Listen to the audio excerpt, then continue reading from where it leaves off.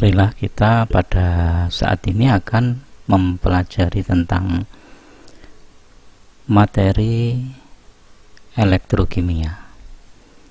Elektrokimia adalah ilmu yang berkaitan dengan listrik dan reaksi kimia. Adapun reaksi yang terjadi adalah reaksi reduksi oksidasi yang sudah kita pelajari di kesempatan yang lalu, yang digambarkan dalam bentuk sel yang disebut dengan sel elektrokimia. Perlu dipahami bahwa sel elektrokimia itu terdiri dari bagian-bagian seperti yang tertera pada diagram gambar sel berikut ini, yaitu ada sel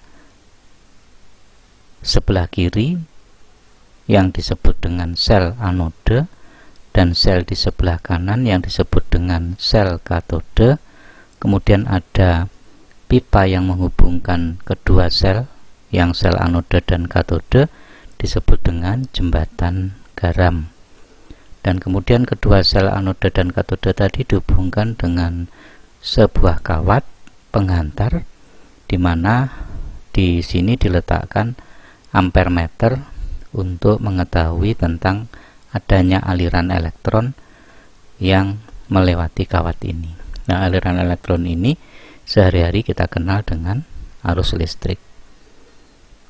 Nah, demikian bagan ini. Nah, bagan ini disebut dengan sel elektrokimia yang terdiri dari sel Volta atau sel galvani dan sel elektrolisis.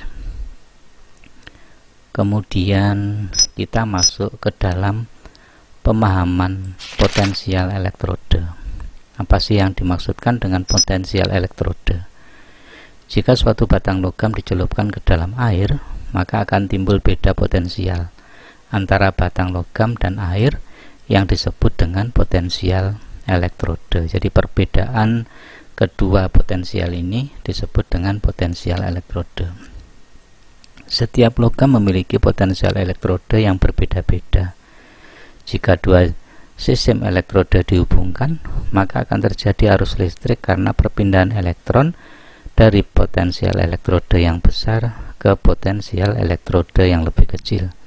Perhatikan untuk contoh berikut ini. Di sini ada sebatang logam, kemudian di sini ada larutan yang kita pakai ini adalah air. Maka jika logam ini dimasukkan ke dalam air, akan terjadi perbedaan potensial antara air dengan logam. Perhatikan contoh berikut ini. Nah, di sini ada logam tembaga dimasukkan ke dalam air, maka logam tembaga akan bermuatan negatif, sedangkan air di permukaan di sekitar logam akan bermuatan positif. Nah, perbedaan ini yang disebut dengan potensial elektrode. Kemudian potensial suatu elektrode tunggal itu sulit untuk ditentukan secara langsung, maka kita butuh suatu potensial pembanding. Oleh karena itu diperlukan dua sistem elektrode yang membentuk sel, dengan salah satu elektrode memiliki harga potensial 0, sehingga potensial elektrode yang lain itu dapat diukur atau ditentukan besarnya melalui voltmeter ini. Listrik yang dihasilkan ini berapa potensialnya. Nah, di sini ada dua sistem, yaitu sistem elektrode yang diukur potensialnya.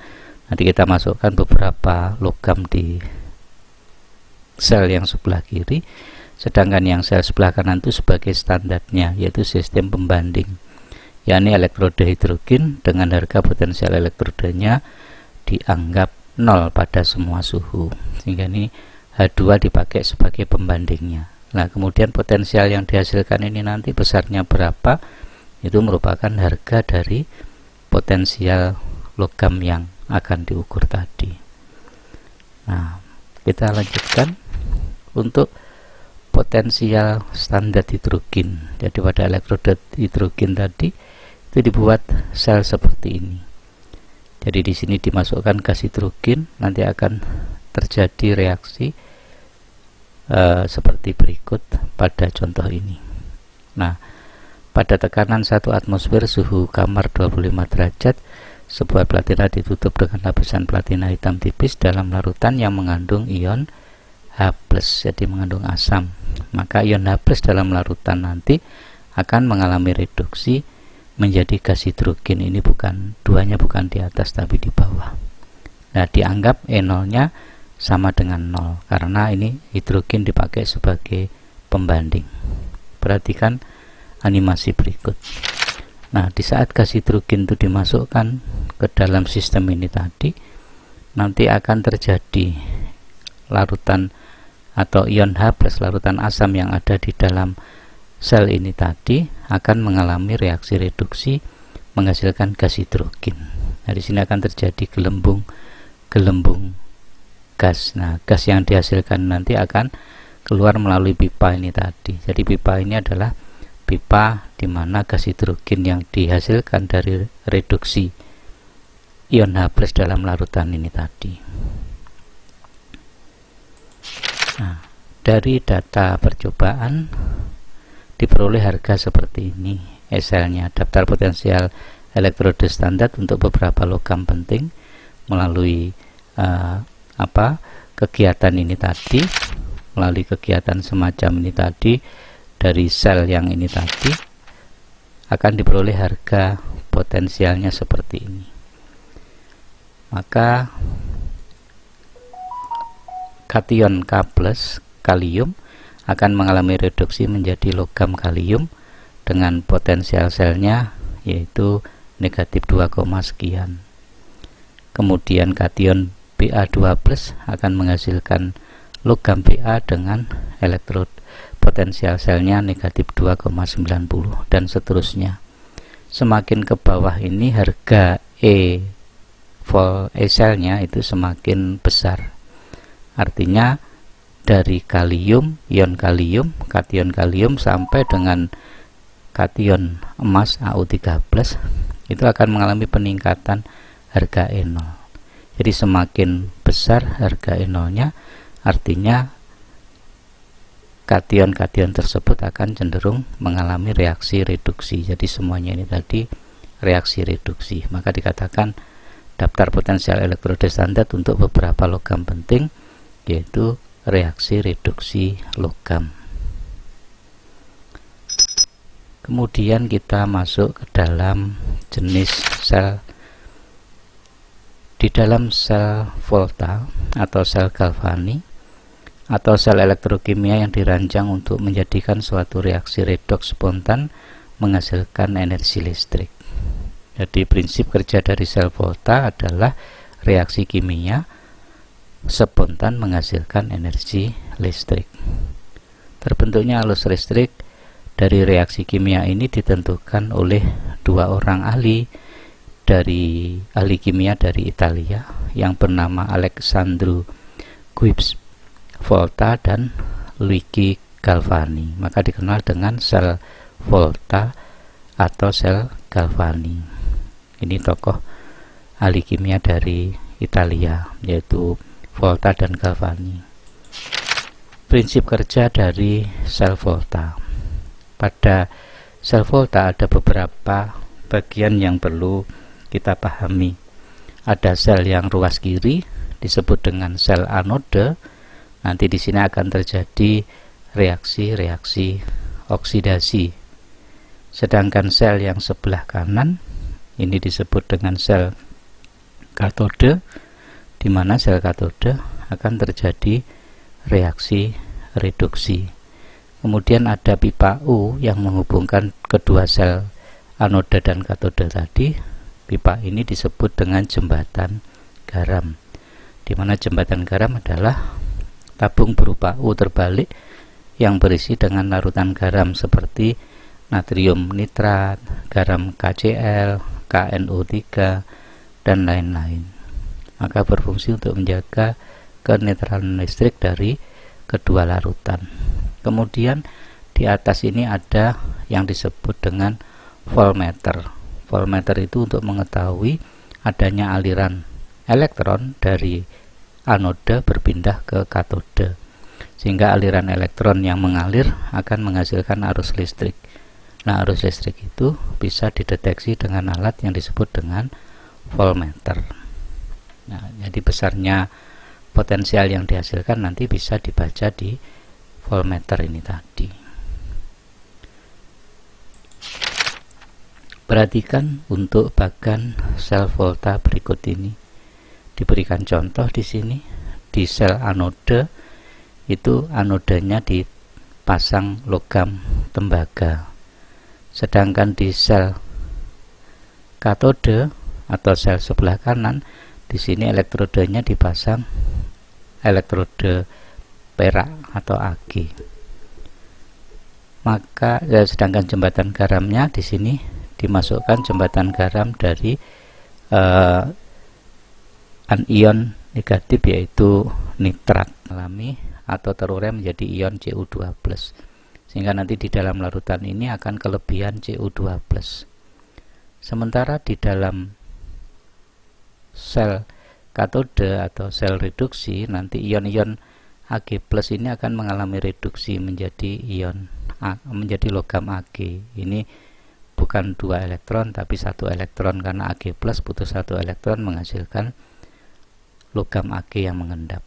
Jadi di sini nanti akan terjadi endapan perak semakin banyak. Di sini akan elektrode Cu-nya di sebelah kiri akan mengalami larut dan semakin lama semakin habis. Perhatikan mekanisme reaksi yang terjadi. Nah, logam Cu akan larut ke dalam larutan menghasilkan Cu2+. Kemudian Ag+ dalam larutan ini akan mengalami reduksi menghasilkan Ag yang menempel di elektrode katode. Nah, dengan seperti ini maka logam Cu, elektrode anode yaitu Cu-nya akan semakin lama semakin habis. Nah, di sebelah kiri ini kelebihan ion Cu2+, sementara di sebelah kanan kekurangan Ag+, jadi NO3- berlebih. Nah, untuk mengimbangi kelebihan Cu2+, maka ion NO3- yang berlebih ini akan pindah melalui jembatan garam ke kiri untuk menyimbangkan muatan yang ada di sebelah kiri antara Cu2+ dan NO3-.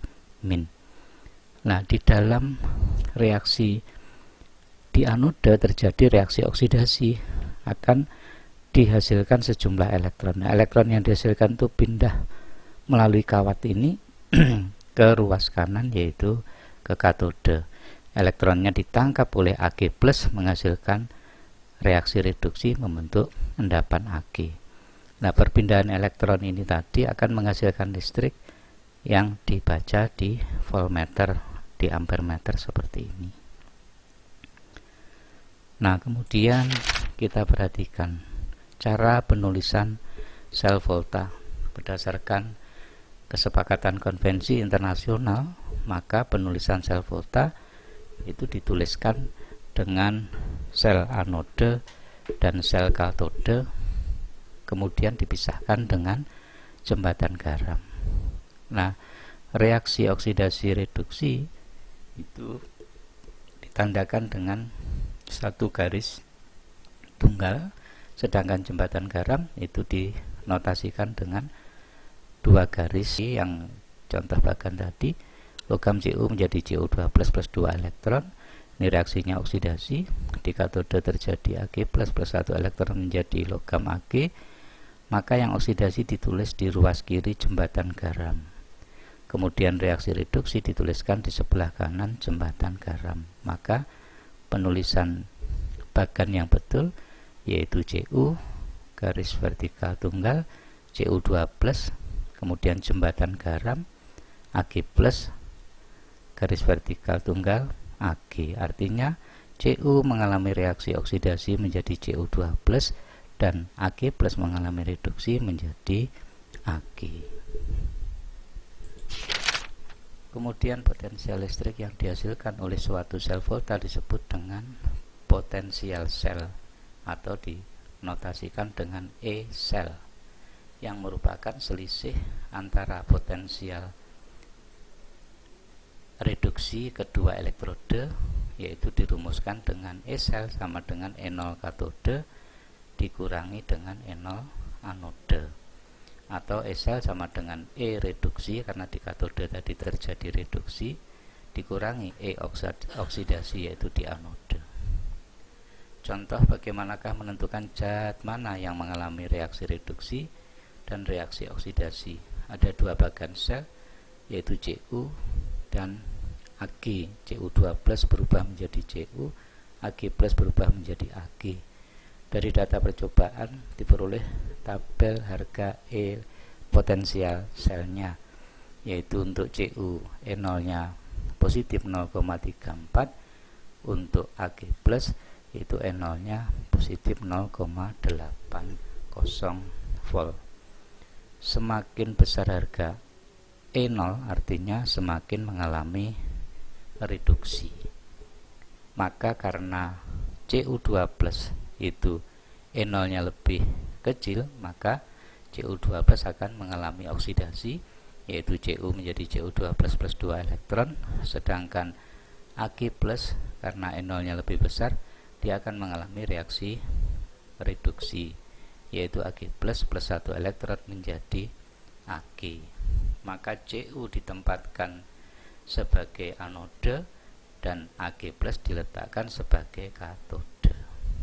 Contoh soal, jika kita mereaksikan antara Cu dengan Ni, dari data tabel diperoleh Ni2 plus itu E0 nya negatif 0,25, sedangkan Cu2 plus E0 nya sebesar positif 0,34.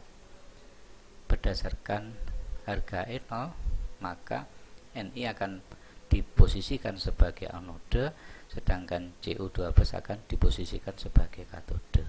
Maka harga E0 nya sama dengan E reduksi dikurangi dengan E oksidasi. Yang reduksi tadi Cu, yang oksidasi Ni, sehingga Cu nya plus 0,34, Ni nya negatif 0,25. Plus 0,34 dikurangi min 0,25, besarnya menjadi positif 0,59, sehingga Cu2 plus plus Ni2 plus akan menghasilkan Cu plus. Ini bukan Fe tapi ini Ni, jadi ini tidak ada plusnya, ini dijumlahkan maksudnya. Cu2 plus ditambah dengan Ni menghasilkan Cu ditambah dengan Ni2 plus, ini Ni2 plus. Hasilnya sebesar positif 0,59. Kemudian contoh yang kedua, yaitu contohnya antara Cu dengan Fe. Diketahui E0 nya, maka yang kecil tadi oksidasi, yang besar reduksi. Maka harga E sel adalah E reduksi dikurangi E oksidasi, 0,34 min 0,44, hasilnya plus 0,78. Maka dengan demikian harga E selnya sebesar 0,78. Kemudian perkiraan berlangsungnya reaksi. Kita bisa memperkirakan suatu reaksi bisa berlangsung atau tidak, itu bisa dilihat dari E selnya. Jika E selnya berharga positif, maka reaksi itu bisa berlangsung. Sedangkan jika E selnya berharga negatif, ini salah cetak, ini artinya negatif, maka reaksi tidak bisa berlangsung. Maka untuk mengetahui itu kita bisa melihat deret volta dari percobaan menentukan potensial sel atau potensial suatu zat atau logam, maka diperoleh urutan deret volta. Itu tadi yang paling kecil tadi, yang paling kecil E0 nya adalah kalium, ion K plus tadi, Ba dan seterusnya sampai terakhir di Au. Nah, ini urutan ini bisa dihafalkan. Ya, silahkan untuk menghafalkannya, itu masing-masing punya pendekatan. Contohnya bisa kita hafalkan seperti ini. K itu kita notasikan dengan kalau Bapak Kaisar nanti meninggal, alam mana zaman Nabi Sulaiman, pemberantas buta huruf, kerupuk hangus agak pahit. Au. Nah, itu salah satu cara kita menghafalkan. Meskipun ini belum lengkap, masih ada beberapa lagi data yang bisa dilengkapi. Contohnya, kita mereaksikan logam X dengan logam Y untuk menghasilkan X plus dan logam X plus logam Y plus itu bisa menghasilkan X plus dan Y, artinya nanti X-nya mengalami oksidasi, Y-nya mengalami reduksi. Itu bisa dilihat dari urutan di deret volta. Reaksi berlangsung jika logam X terletak di sebelah kiri logam Y. Contohnya reaksi antara Ni dengan Pb. Ni kita lihat di sini.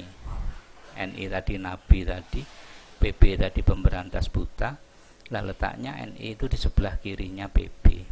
Karena Ni di sebelah kirinya Pb, maka Ni akan mengalami oksidasi, Pb-nya mengalami reduksi.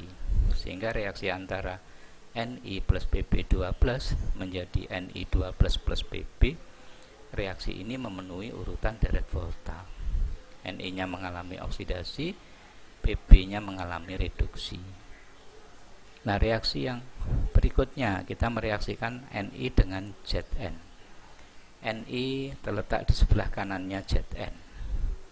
Maka menurut deret volta, Ni-nya mengalami oksidasi, Pb-nya mengalami reduksi. Sehingga kalau Ni plus Zn2 plus menjadi Ni2 plus Zn, ini Ni-nya mengalami oksidasi, Zn-nya mengalami reduksi. Padahal di sini Zn di sebelah kiri Ni, harusnya yang mengalami oksidasi itu Zn-nya, Ni-nya mengalami reduksi. Sehingga reaksi ini tidak mungkin bisa berjalan. Maka yang betul itu adalah harusnya yang Zn-nya ditulis Zn plus Ni2 plus menjadi Zn2 plus Ni. Jadi ini terbalik, sehingga reaksi ini tidak bisa berlangsung. Bagaimana sel volta dalam kehidupan sehari-hari? Sel volta dalam kehidupan sehari-hari itu bisa berupa sel primer, bisa berupa sel sekunder, bisa proses korosi. 3 hal ini yang kita pelajari. Sel primer yaitu sel primer yang paling kita kenal adalah baterai dalam kehidupan sehari-hari. Ada beberapa macam jenis baterai, ada yang baterai kering, ada yang baterai basah.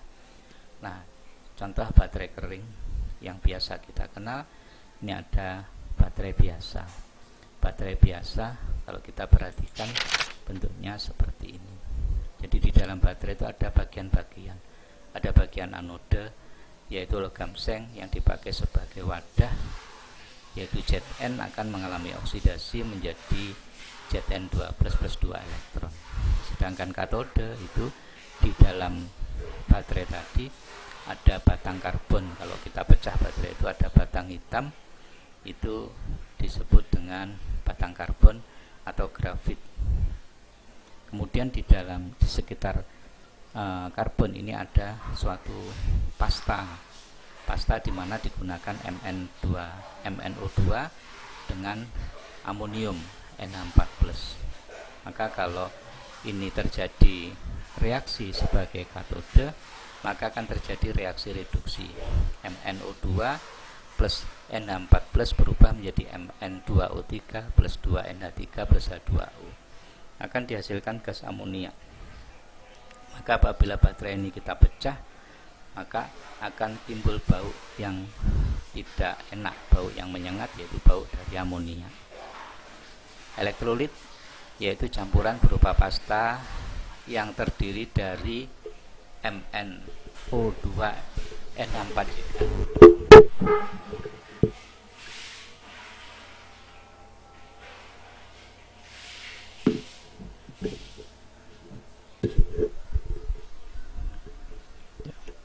Maka reaksinya akan terjadi Zn plus MnO2 2 kali plus 2NH4 plus akan berubah menjadi Zn2 plus Mn2O3 plus NH3 plus H2O.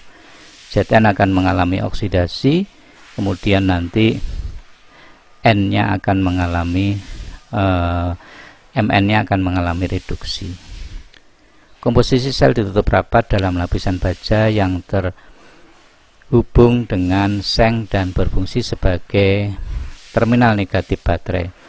Sel kering atau sel karbon yang baru menghasilkan selisih potensial sebesar 1,5 volt. Baterai memiliki kekurangan, yakni konsentrasinya berubah bersamaan dengan waktu penggunaan, sehingga tegangan baterai itu tidak stabil, cenderung turun saat digunakan. Tapi baterai yang masih bagus itu memiliki volt 1,5 volt.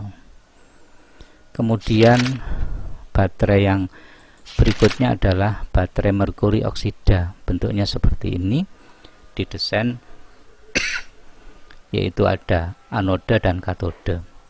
Anoda yang digunakan adalah logam seng, katode yang digunakan adalah HgO, merkuri 2 oksida padat, di mana reaksi terjadi reaksi redoks seperti ini. Di anoda Zn mengalami oksidasi, di katode HgO mengalami reduksi. Maka reaksinya terjadi Zn plus HgO plus air menghasilkan ZnOH2 kali plus Hg. Sel ini mempunyai keluaran sangat stabil, yakni 1,34 volt. Meskipun voltnya lebih kecil dari baterai biasa, tapi ini lebih stabil, sehingga penggunaannya itu bisa untuk alat-alat seperti kamera, kalkulator digital, jam kuat listrik, dan lain-lain. Masih banyak alat-alat yang menggunakan sumber arus seperti ini. Kemudian berikutnya adalah baterai nikel kadmium.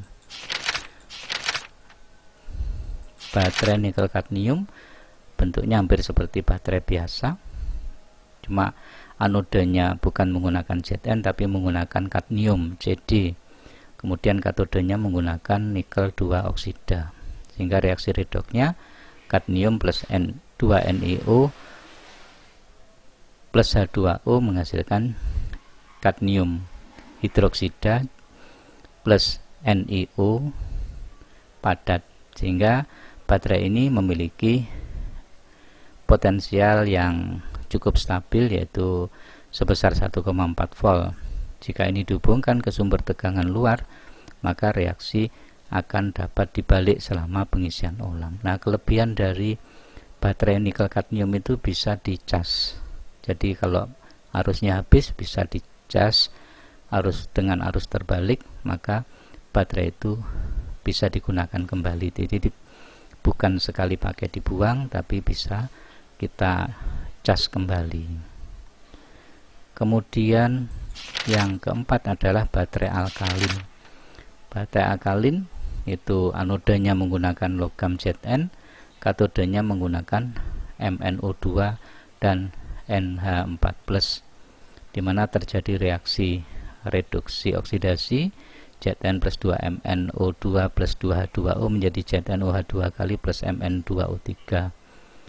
Karena senyawa yang larut tidak muncul dalam reaksi total, maka konsentrasi tidak berubah secara signifikan dan dihasilkan tegangan yang lebih stabil. Maka yang baterai alkalin itu memiliki tegangan yang lebih stabil. Nah, ini pengguna sel primer, sedangkan sel sekunder dalam kehidupan sehari-hari yang kita kenal adalah aki. Ada sel bahan bakar dan aki. Nah, sel aki, ini sel aki ada dua, ada sel aki basah dan sel aki kering, di mana di dalam sel aki juga dibagi ke dalam anode dan katode menggunakan elektrolitnya. Yang basah itu adalah larutan asam sulfat 37%. Maka di anoda akan terjadi reaksi oksidasi, di mana lempeng timbal Pb akan mengalami oksidasi, sedangkan di dalam katode menggunakan lempeng PbO2 dengan larutan elektrolit, sehingga akan diperoleh reaksi reduksi. Mekanisme reaksinya sebagai berikut. Pada saat rangkaian luar dihubungkan, maka elektron dilepaskan dari anode, yaitu dengan reaksi oksidasi Pb berubah menjadi Pb2+, sedangkan di katode akan menangkap elektron berubah menjadi Pb12 menjadi PbO2, Pb4+ akan berubah menjadi Pb2+ pada PbSO4.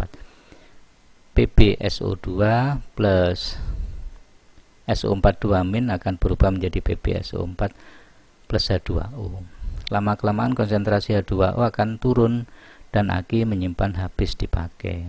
Untuk mencasnya dapat dilakukan dengan memberi tegangan lebih dari 12 volt pada ujung aki dalam arah berlawanan sebagai reaksi setengah sel dibalik. Jadi mekanismenya seperti ini reaksinya. Kemudian untuk sel bahan bakar. Sel bahan bakar adalah dirancang untuk operasi kontinu dengan bahan bakar yang disuplai dan produk diambil secara kontinu. Contoh sel bahan bakar seperti ini. Digunakan dalam kendaraan angkasa luar angkasa, yaitu pada peluncuran pesawat ruang angkasa Gemini dan Apollo, seperti untuk membantu memenuhi kebutuhan listrik selama misi. Produksi sel bahan bakar ini berupa air yang kemudian diminum oleh awak pesawat. Mekanisme reaksinya sebagai berikut.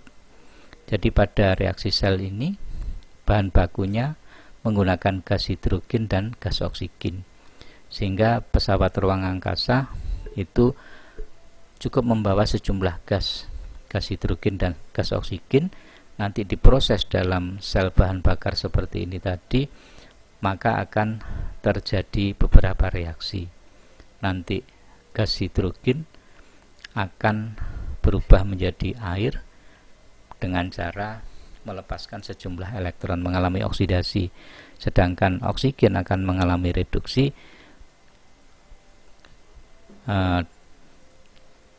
Di dalam katode reaksinya akan seperti ini, sehingga nanti dari hasil ini akan diperoleh air. Nah, air yang dihasilkan itu bisa digunakan untuk minum para awak pesawat di angkasa luar nanti, sehingga tidak perlu membawa air dari bumi, tapi cukup membawa gas hidrogen dan gas oksigen. Ini direaksikan untuk menghasilkan listrik. Dalam misi-misi penelitian diperlukan arus listrik, sedangkan air yang dihasilkan dari reaksi redox pada sel bahan bakar itu bisa dikonsumsi oleh para awak pesawat. Nah, ini tentang sel volta dalam kehidupan sehari-hari. Nah, kita lanjutkan tentang sel elektrolisis. Sel elektrolisis adalah proses penguraian elektrolit oleh arus listrik secara searah dalam bentuk larutan atau leburannya. Perbedaan antara sel elektrolisis dengan sel volta atau sel galvani. Kalau sel elektrolistrik itu energi listrik dirubah menjadi reaksi kimia. Kalau sel volta tadi kebalikannya, reaksi kimia menghasilkan arus listrik. Nah, di dalam sel elektrolisis juga terjadi reaksi redox, di sel volta juga terjadi reaksi redox. Cuma bedanya kalau di sel volta redoxnya spontan, bisa berjalan sendiri. Kalau di elektrolisis itu tidak spontan, dengan pengkondisian. Kemudian di sel elektrolisis katode itu disebut dengan kutub negatif, anode itu kutub positif. Nah, kalau di sel volta katode itu kutub positif, anodenya kutub negatif, jadi berbalik. Perhatikan, untuk sel elektrolisis terdiri dari dua bagian, ada katode, ada anode. Katode berupa elektrode logam, kemudian anode juga berupa elektrode logam. Cuma dibagi dua. Kalau di katode elektrologamnya sembarang, kalau di katode nanti ada kelompok inert dan kelompok aktif. Kelompok inert itu terdiri dari 3, ada PT, ada AU, ada C. Yang Ag ini tidak ikut, Ag ini salah cetak, hanya yang inert itu 3, PT, AU, C, platina, emas, dan karbon. Kemudian di elektrolisis pada katode, jika menggunakan elektrode sembarang di sini, maka ada reaksi-reaksi yang terjadi. Di katode itu terjadi reaksi reduksi. Maka yang pertama, jika ion golongan 1A alkali, 2A alkali tanah, Al3+ maupun Mn3+, maka air itu akan mengalami reduksi. Jadi logam-logam ini, ion-ion ini tadi tidak bisa mengalami reduksi. Yang direduksi itu pelarutnya, yaitu airnya. Air mengalami reduksi menjadi OH- plus H2O. Kemudian apabila di dalam larutan itu ada ion asam, ion H+, maka ion asam itu yang akan mengalami reduksi. Kemudian jika terdapat ion-ion logam lain, maka ion-ion logam itulah yang akan mengalami reduksi. Cu2+ berubah menjadi Cu dan lain-lain. Sedangkan di dalam anode itu dibagi dua. Jika elektrodenya inert, yaitu PT, AU, dan C tadi, Ag-nya tidak kita gunakan, maka ada beberapa ketentuan. Jika di dalam ion larutan itu mengandung oksigen seperti SO42-, NO3-, maka anion-anion ini tidak akan mengalami reduksi. Maka yang mengalami reduksi adalah airnya. H2O berubah menjadi H+ dan O2+ mengalami oksidasi, Jadi yang anion-anion ini tidak bisa mengalami oksidasi, maka yang dioksidasi adalah airnya, yaitu H2O berubah menjadi H+ dan O2 plus 4 elektron. Sedangkan jika tidak mengandung ion O, maka anion-anion itu akan otomatis mengalami oksidasi. Contohnya Cl- berubah menjadi Cl2, Br- berubah menjadi Br2, I- berubah menjadi I2, dan seterusnya. Ya. Kemudian jika elektrodenya adalah elektrode aktif, maka kita tidak perlu mempertimbangkan ion negatifnya, maka elektrode itu yang otomatis akan mengalami oksidasi. Contohnya kita menggunakan elektrode Cu, maka Cu akan teroksidasi menjadi Cu2+ plus 2 elektron. Nah, ketentuan-ketentuan ini yang sebagai patokan acuan di mana kita bisa menyelesaikan sel reaksi redox pada sel elektrolisis. Kemudian contoh soal. Tuliskan reaksi elektrolisis CuCl2 dengan elektrode platina. PT tadi termasuk yang inert, maka di K, karena bukan termasuk logam golongan 1A, 2A, maka di dalam larutan ini ada ion Cu2+. Nah, ion Cu2+ itu di katode dia akan mengalami reaksi reduksi menjadi Cu. Sedangkan di anode, karena menggunakan elektrodenya PT inert, maka kita melihat ion negatifnya. Ion negatifnya di sini ada Cl-, maka Cl- akan mengalami oksidasi menjadi Cl2 plus 2 elektron. Sehingga reaksinya seperti ini. Di katode Cu2+ berubah menjadi Cu, di anode Cl- berubah menjadi Cl2. Maka jika reaksi redox ini dijumlahkan, diperoleh reaksi Cu2+ plus 2 Cl- menjadi Cu plus Cl2. Sehingga reaksi redoxnya seperti ini. CuCl2 terion menjadi Cu,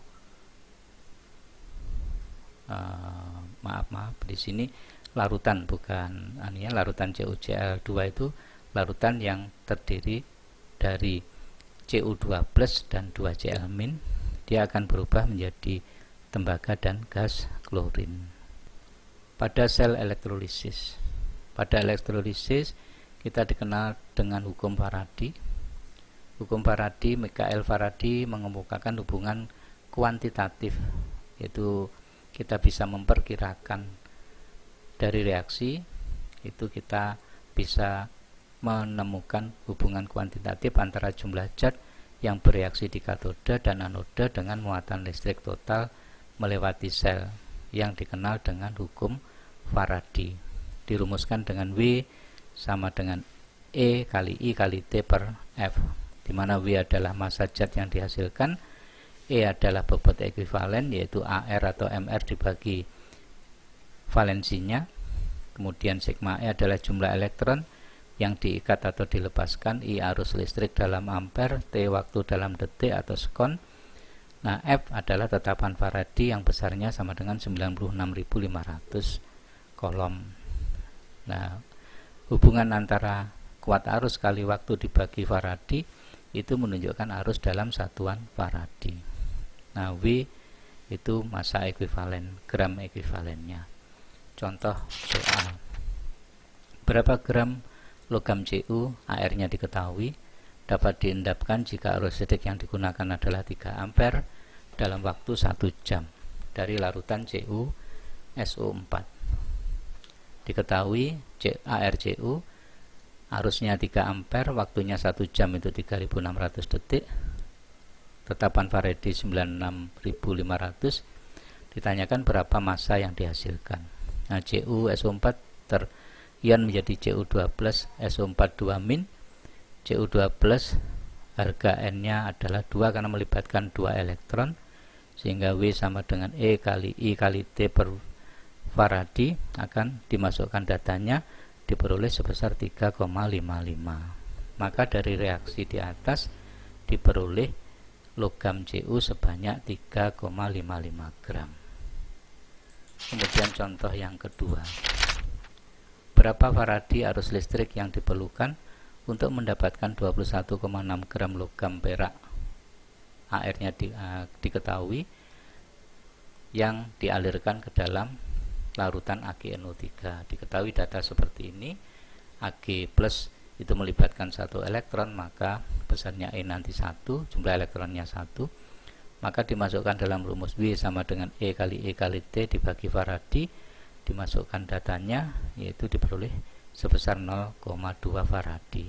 Jadi arus yang digunakan dalam reaksi untuk menghasilkan 21,6 gram logam perak itu sebesar 0,2 Faraday. Nah, kegunaan sel elektrolisis. Yang pertama, kegunaan untuk pemurnian logam. Nah, pada pemurnian logam digunakan sel elektrolisis berlapis seperti pada diagram di sebelah kanan. Ada katode dan anode. Katodenya digunakan logam murni, anodenya digunakan logam yang kotor atau campuran tadi.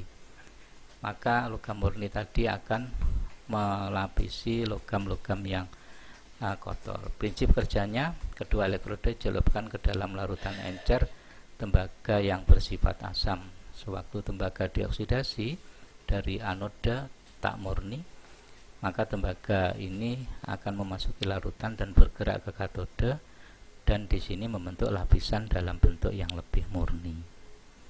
Kemudian kegunaan yang kedua itu untuk elektroplating. Dalam sehari-hari itu untuk proses penyepuhan. Elektroplating biasa digunakan di dalam tukang kemasan, jadi yang menjual perhiasan-perhiasan, yaitu dengan cara melapisi logam dengan logam lain.